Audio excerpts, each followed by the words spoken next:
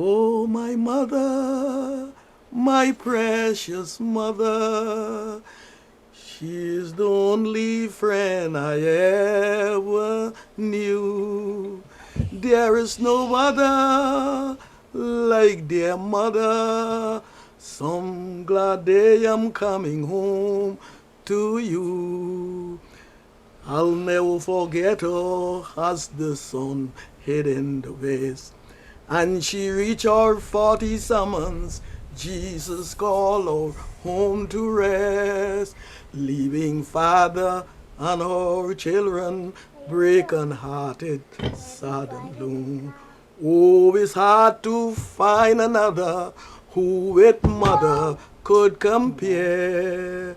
Oh, my mother, my precious mother, through this earthly friend I ever knew. There is no other like dear mother. Some glad day I'm coming home to you. I'm Corinne Sanders. I went to the public school and I've been in school until I was 14. And we had to leave school then and stay into the home, and it wouldn't be very long before you get married. When we built this, we moved in our own home, me and him. And later down, I had one boy. He lived 5 weeks and he died. And I didn't have any more children. Well, I adopt. Ah? You want to see this picture? That's mommy and daddy. That's mommy and daddy. Huh? You don't shame? I'm not shame. You ain't no shame? Honey Lorenzo in the house.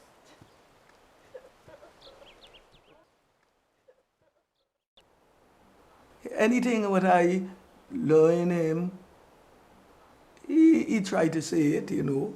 I learned him Hebrews and he could say that out, you know. And he do some little bad things, but in the midst of that, he do some good things. Well, he only 3.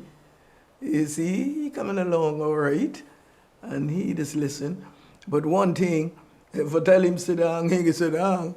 But he ain't realized that good yet to take all what I say yet.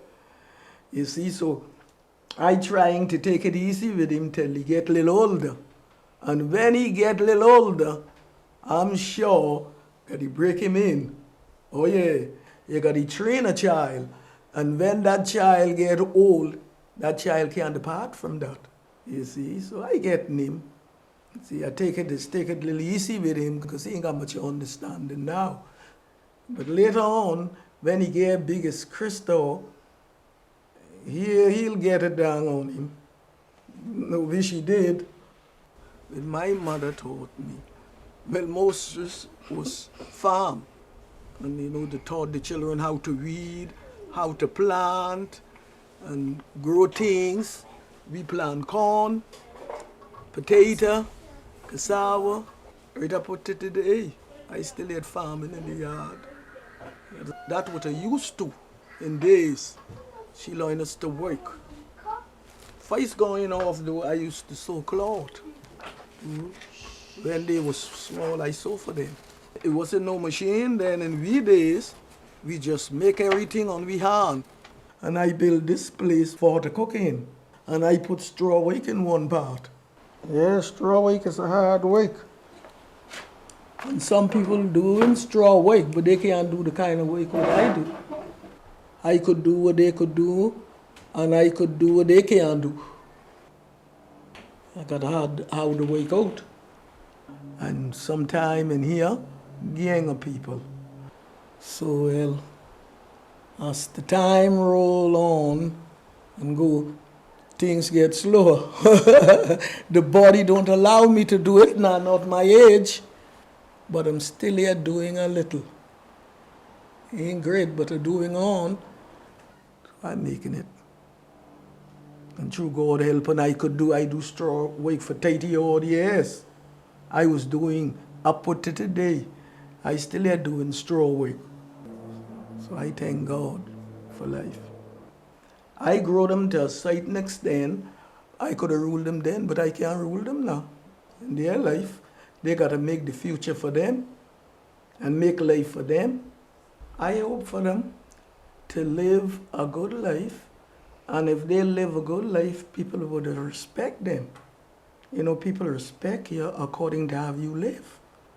You see, but if you live all kind of life, people doesn't respect you.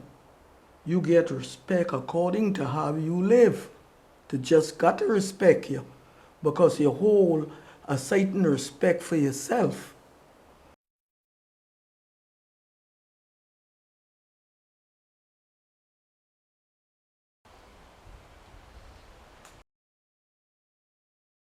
I was raised by my grandmother. She got me from my mother at the age of 3 months, and I lived with her until I was 17. My childhood, I was into doing hair. This is my thing, I love doing hair. I start with my auntie at the age of 7. We used to plait her hair, me and my cousins them, and we had grass store. We actually used to pull up the grasses out of the ground and braid the root of the trees. And that's how I learned how to plait hair. Come, so that you can lean back. What happened to the kids? We packing to go, and I get in You trouble. been on change that? No, man. I still going. When you going? I going probably on Saturday. Oh. Saturday coming. Okay. Okay, Snuffy. Pretty girl. She like that. Give me the ring. And then the last kid.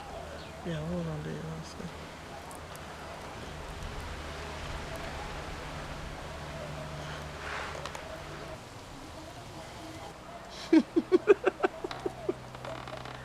Use trouble. Look here. Come close now. Turn on the next side.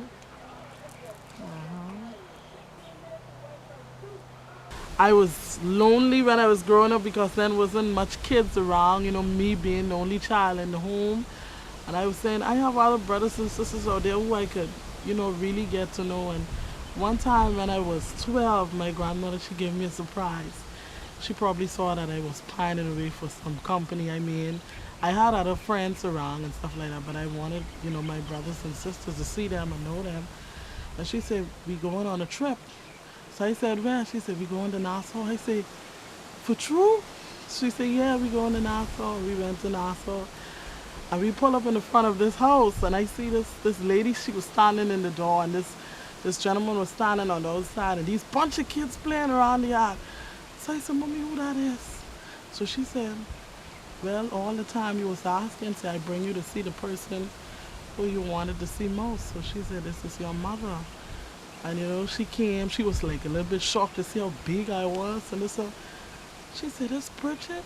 I was chubby, fat. And Mommy said, yeah, that's the child you didn't bother to come see or send nothing for, So she said, come here, well, give me a hug. Well, I didn't go and give her a hug right away, but I was curious about the kids, and I just give a fast one, and I go and I say, hi, and they was looking at me, who you is? So she said, that's your sister. And she looked My Bridget in her body holding on.